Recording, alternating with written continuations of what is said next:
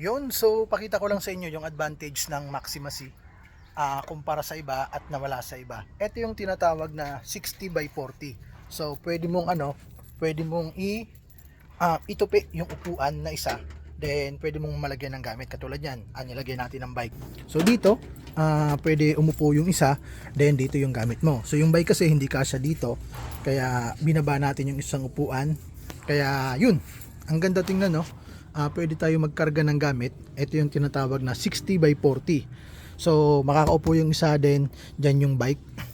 Ito yung advantage ng Maxima na wala sa iba. So kita mo naman, napakaganda. Ayan, no? So ang laking advantage kapag may ganito na mga ito. Pwede rin itong itupi, lahat pwede yan, pwede ka magkarga dyan ng kahit na ano. So kung ako sa'yo, mag Maxima ka na. Ang laking advantage nito kumpara sa iba, kumpara sa mga kalaban niya. Yan, no? Pwede rin natin to itupi. Yan. Pwede rin ganyan din, pwede rin uupo dito yung isa, dito yung karga, o pwede rin ibagsak lahat yan, karga lahat yan. So yun yung advantage ng Maxima natin. So yun.